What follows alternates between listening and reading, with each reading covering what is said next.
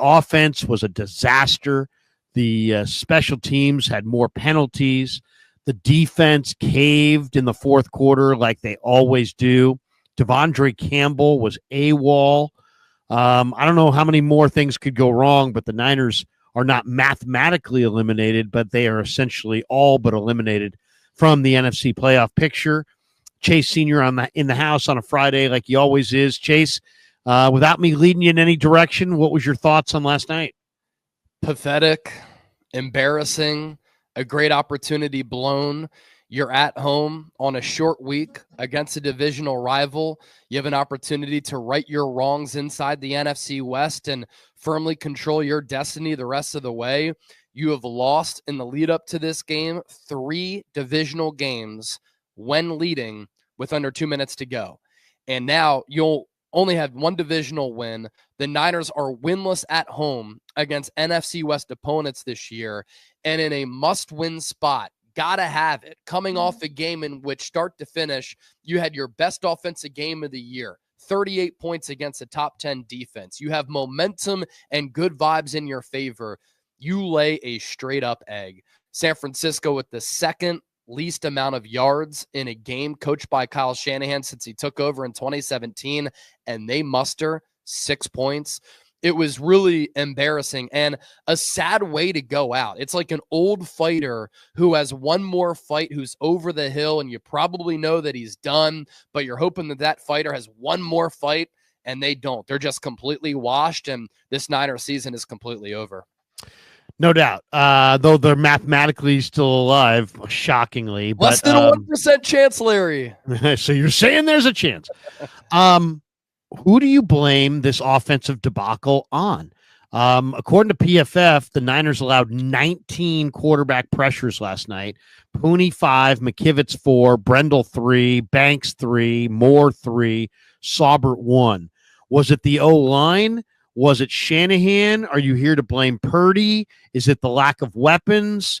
Is it this fascination with getting Debo going? What do you blame the embarrassment of last night's offensive performance on? I really don't think it's just one thing. I think on the offensive side of the football, it was a collective failure. That's part of the reason why you're just so disgusted at watching that offensive performance last night, because the Rams had scored 44 points against Buffalo on Sunday. You held them to 12 points in this game. That's a really good offense despite the weather. Matthew Stafford might be the best quarterback in the NFC. Puka Nacua, Cooper Kupp, one of the top wide receiver duos in the NFL. Kyron Williams is a really good back. They have a really good offensive line. They didn't pick up a first down, Larry, until their 5th or 6th offensive possession of the game. Yet you spoil this really good defensive effort, and Nick Sorensen, in a way, outcoached Kyle Shanahan. Now, did they wear down a little bit later as the game wore on and without Dre Greenlaw? For sure. But it's because the offense didn't do them any favors, because Pat O'Donnell was one of the most used players last night, and his foot is probably sore on this Friday. And so when you think about this Niners offensive performance, the offensive line was terrible in pass protection. They couldn't block in the run game. Brock Purdy and his long ball, it was off. He missed multiple deep throws. The interception that he threw can't happen from a franchise quarterback, given the time, the down, where you are on the field with your season on the line. He didn't have to make that throw. And Ricky Pearsall was wide open underneath, and he forced it into double coverage. So Brock Purdy did not have his best game. Kyle Shanahan did not have his best game. And let's talk about the whole Deebo Samuel situation. I said immediately after Deebo tweeted that, and then he was in the locker room and he said, I said what I said. What the Niners can't afford to do against the Rams is appease Deebo, try to make him happy, force feed him the football. Because when you do that with an older, declining player who clearly is not the same guy now like he's been, it makes the offense worse. And we saw on the first play of the game, literally the first play of the game, Brock Purdy tries to throw it to Deebo Samuel. He was covered all night. He was covered. He was not open at all on the in-breaking route. And so right from the jump, they try to overdo it and give the ball to Deebo. And in turn, all throughout the rest of the night, with trying to go back to Deebo time and time again, It took the offense out of rhythm. It took the offense out of sync. And the offense through the air should go through George Kittle and Juwan Jennings. Yet they were so focused on trying to get Deebo the rock, and it became predictable. The carries have been predictable, but then he just wasn't open in the pass game either, and Brock Purdy's forcing throws, and those are critical plays and critical downs. And then the icing on the cake, third quarter, Niners are driving. It's a big third down. Brock Purdy makes one of his best throws of the day. It's a perfect throw to Deebo. That is a house call right there. Deebo even said it and admitted it after the game. If I catch that, it's a touchdown. The momentum of the game changes right there. If he catches that, takes it to the crib, he drops it. And again, it really epitomized the entire season, which has been very frustrating. Opportunities have been lost. Coaches haven't coached up to their caliber. Players haven't played up to their caliber. And so I put a lot of the blame on this loss on Deebo Samuel, because if he never tweeted that, that thought would have never crept into the minds of Brock Purdy and Kyle Shanahan. Shoot, we have to get Deebo the ball. We have to appease him. And I just saw your clip prior to the show. I thought you put it perfectly. The Niners, with this thought process, were not looking at the present. They were not looking into the future. They were looking in the past. And now it's time to look in the past and move off of Deebo. Well, yeah, look to the future, you mean. Yeah, no, there's no question. Deebo, they came out looking like a 10-3 football team that just needed to get Deebo going. Yep. But they weren't. They were a 6-7 football team that needed a fucking win. Yep. And they came out like they didn't need the win, that they just needed to get Deebo going. And they gave him 7 receiving targets. He caught 3. That means he dropped 4. Yep. And they handed him two balls as a runner. And it's like, dude, he averaged 1.5 a carry in this game. He's only averaged 2 yards a carry this year as a runner. So to hand him any footballs as a running back was just a waste. And then to throw him 7 passes early on, I mean, my God, that was just so obvious that they wanted to get Deebo going. And it's like, are you here to win the game, or are you here to try to appease certain guys? And it's like this guy's got a massive ego. It's done. I mean, it's not that complicated. He's a 28-year-old player who's run through people. When you get to 28 and you run through people, you're done. He's done. He's clearly not the player that he was. And it's like, you're willing to sacrifice your playoff opportunity to make a point. I mean, the question coming into the game the only question we got answered was, is Deebo struggling or is he not getting the ball? Well, now we know definitively he's struggling, but now you're also out of the playoffs and your season's over. So I don't know that was a good trade-off. Yeah, no, I totally agree. And the funniest thing for all of the Deebo stands out there, Chase, he's not getting enough targets. Larry, he's not getting enough targets. He's on pace for his most targets since 2021 when he was an All-Pro. So Kyle Shanahan has given him so many opportunities, ample opportunities to make plays. He leads the 49ers in drops. He's averaging a career low yards per carry, under 3. He is not gaining separation. He's not picking up yards after the catch at the same rate. He's not breaking tackles like he used to. He's on pace to have his worst statistical season of his career when you factor in the targets. His career or his season-long yards per game from scrimmage are at a career low. He is clearly a declining asset. And I think you just make a great point. That was do or die for San Francisco. A gotta-have-it game. You're coming off a game against Chicago in which Kyle Shanahan had his best game of the year. And partially, he had his best game of the year. He was forced to be creative because he couldn't lean on Christian McCaffrey to just be special. So the play calls, the play designs, spreading the ball out, spreading the field out, catering to your strengths, they all had that working against Chicago. And then it became the Deebo Samuel show against the Los Angeles Rams, and the offense was just so clunky because of that. And so that is just a massive failure on the part of Deebo Samuel to tweet that, because you win, yet you're making it all about yourself. It's on Kyle Shanahan for force-feeding him the football, but then Brock Purdy comes out and says, Deebo's one of my best friends on the team. We have to get him the ball more. And Brock Purdy, time and time again, kept trying to get him the ball when he was not open. And that resulted in a loss. And now the Niners season is literally over. Yeah, they force-fed Deebo, and then he dropped a would-be touchdown on the first drive of the third quarter. That was a difference-making play in the game. That could have won the game. That could have shifted the momentum. The place would have been rocking. Are you telling me that if Deebo holds on to that football, if he had nothing but green grass in front of him, he was going to score a touchdown? The place would have erupted. The Niners would have carried that momentum to victory. Instead, he dropped that ball. The crowd booed. It was probably, one of the biggest moments in the game. The other thing is Purdy's just so damn aggressive. It's like, dude, he threw that pick because he had guys open underneath, but he threw another ball where he went down the field earlier in the fourth quarter where it didn't get picked, and it easily could have gotten picked. Yep. And he had another guy open underneath. It's like last year his dial was set perfectly. This year he's taking way too many risks, and I don't know if it's because the O-line or the lack of separation or if his equations bogging down or if he's just not that good and he's regressing to the mean. I don't really know. I can't really say definitively. What would you say this offense needs? I mean, lots of people, people are saying fire Kyle. People are saying Kyle needs an OC. I'm saying that he needs more speed overall, more dynamic weapons, a better offensive line. They need to actually invest in the offensive line. They should have done it this last year like the Steelers did. They didn't. Outside of Purdy.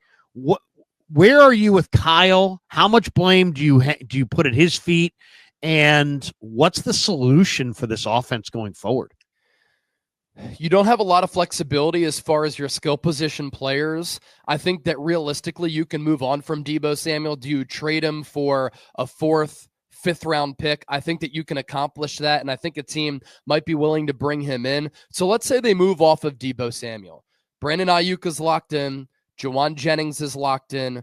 Ricky Pearsall and Jacob Cowing, they are on their respective rookie contracts. You have George Kittle coming back for a year. Christian McCaffrey, I know that he's getting a little bit older. I do worry about how his body is going to hold up. I at least know that he's going to try to do everything in his power to come back next year and be healthy. But he's going to be on this team. Jordan Mason is under contract. Isaac Guerendo is under contract. And I think that whether Brock Purdy is on an extension, if he plays on the expiring year of his deal, he'll be this team's starting quarterback in 2025. And so a lot of these players are set in stone. How the Niners can maximize those players with them still on the roster, with the same pieces, and with Kyle Shanahan a head coach, they got to get better along the offensive line. They cannot run block at all, and it has been an issue all season long.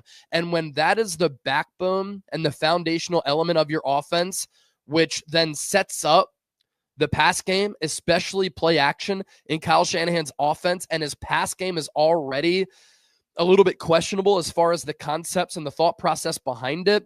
What is one way to kind of neutralize some of those concerns? It's by winning at the point of attack, in my opinion. And so if you bulk up the offensive line and you get better at left guard, center, and right tackle, there will be running lanes open, because I do believe that this scheme works. If you can pass protect, I'm a believer in Brock Purdy rebounding. I'm a believer in these weapons being able to produce. I'm a believer in Kyle Shanahan as a play caller and a play designer to find a way to make it work.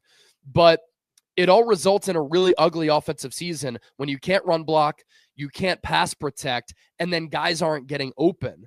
And you've had these inconsistencies of players being in and out of the lineup, which has resulted in an awful offensive season, yet they're still top 10 in points scored, still top 10 in yards per game allowed. So it's really not all that bad, but it just comes back to the offensive line for me. And think about the teams that you're going to be competing against in the NFC. You know, you and I have talked about Green Bay, Detroit, Philadelphia. They all emphasize the offensive line, and teams can stack the box against them. They still win because their offensive lines are really good. But last night, we're seeing Jake Brendel get pushed back. We're seeing Aaron Banks just lost out there. Dominic Purdy had his worst game as a pro. 5 pressures and 2 sacks given up, and Colton McKivitz isn't good enough at right tackle. And so who do I blame? it's on John Lynch, it's on Kyle Shanahan because they haven't prioritized the offensive line enough.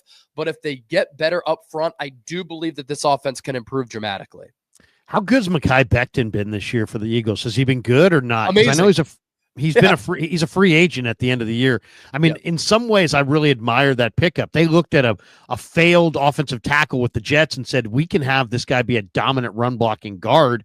They brought him in, and between Mailata and Lane Johnson and now this monster at right guard, I mean, they're, obviously Barkley helps quite a bit, but they're running the ball and they're wearing people down in the second half.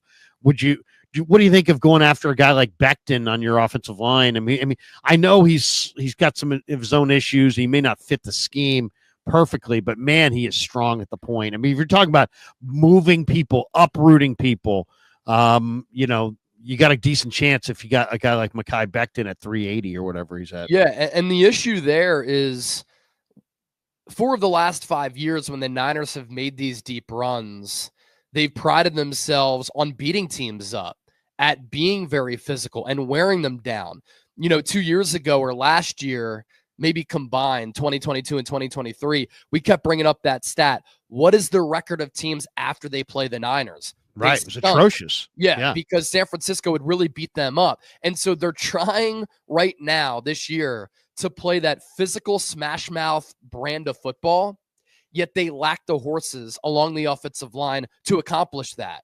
And so, I'm not sure if Mekhi Becton is a good scheme fit. He's a mauler. He's like 6'6", 340, 350, and was a failed project at the offensive tackle spot. But can you identify a player like that maybe who was an offensive tackle? You put him inside at guard, and you just bring in a guy who's a road grader. I think that you can do that. I think that you can address this position in the NFL draft. And in the first round, it looks as though the Niners are going to have a decent pick, middle of the road in the first round. You got to go edge or you have to go offensive tackle there. And then after that, you find a center and left guard or right guard. Keep in mind, Dominic Pooney played some left guard in college. He can play both depending on what you want to do with Aaron Banks, but Aaron Banks isn't good enough. And so they clearly have to improve the offensive line. And it is just something that has continued to really bite this football team. They've won despite it the last 2 years. But now this year, we are seeing that the lack of resources there and not investing in those resources has just killed this football team because Brock Purdy's been under siege. If he wasn't as athletic and didn't have the escapability that he has, I think this offense would be even worse. But the run game just hasn't really been effective or consistent all season long. Well, it's just one of these things. There's only so many ways to build a team, and like the San Francisco Giants, talking baseball, they don't draft hitters, but they have a philosophy that they draft pitchers, but they have a philosophy that you can never have enough pitching. So since you only draft pitchers and you have a philosophy that you can never have enough pitching, you never ever trade any of your surplus of pitching for the hitters that you need. And after 4 or 5 years of this philosophy, you just have a shitty offensive team, which is basically the San Francisco Giants. They can't score. They can't score to save their lives. Well, it's the same kind of thing. I mean, if you never want to invest in your offensive line, how are you ever going to get good at it? How are you ever going to, be a good and if you're the Niners and you keep drafting defensive linemen, and then you have you have a saying that, hey, we can never have enough defensive linemen. Well, then when do you actually upgrade your offensive line? The Niners, by the way, will be officially eliminated from playoff contention this weekend if the Seahawks beat the Packers on Sunday. So that will put the final nail in the coffin. What did you think of did you see what Kyron Williams said in the postgame? What did he say? He said he was talking about beating the Niners. He's like, being able to do that, knowing how good of a team they are and knowing the history with the two organizations, it's huge. He told this to Gary Klein in the LA Times. He goes, and it shows that we're the big brothers now. Oh, man, that's not going to be. I mean, the Niners did win the NFC West the last 2 years. It's been an ugly year this year. They're going to be eliminated, this weekend or next weekend for sure. They're not going to the playoffs. But the Rams, I mean, I don't know if I were the Rams. If I said to you, of the 4 teams in the NFC West, who do you think is going to be the best team in the NFC West over the next 5 years? Everything you know about those teams right now, who are you going with? Look, I know it's ugly right now, but I still think that the Niners have an opportunity next year to regroup a little bit, have a refreshing offseason. They're going to have to make some changes. But I'm a believer in the operation. I'm a believer in the talent. I'm a believer in the organization because their history shows that they've been a very good organization. I mean, going into this year, they made it to 7 NFC titles in 14 years. I mean, every other year, they're a Final Four team. And so you think about the landscape of the NFC West. Matthew Stafford is getting older. If we're talking about a 5-year window, Kyler Murray just continues to play bad football and choke down the stretch of games. I'm not sure if he's a long-term answer with Arizona. Seattle, is Geno Smith really the answer at the quarterback position? I don't think so. And so there are some questions there, yet they have a really good young defensive mind in Mike McDonald, who has caused Kyle Shanahan some problems. And so I still think that the course over the next 3 to 5 years for the Niners isn't all bad. Teams go from worst to first all the time. They make dramatic improvements year over year. Keep in mind that some teams who are currently in the playoffs right now were not playoff teams last year, and they were bad. And so football, things can change very quickly. Look at Deebo Samuel. I mean, overnight, he became a cooked product. He looks completely washed right now. And so team success can be on that path as well, where 1 year it looks terrible, the next year you're back. Look, if the Niners had won these divisional games, they've all been decided by one score. They've all been close. They've all been right there. We're talking about a completely different Niners team, but everything has gone against the Niners this year, from personal tragedies to the ball not bouncing their way to injuries. And all of that is piled into what we're seeing right now. And it's a 6-8 football team. I don't think it's a situation where they have to clean house. They just need to retool a little bit.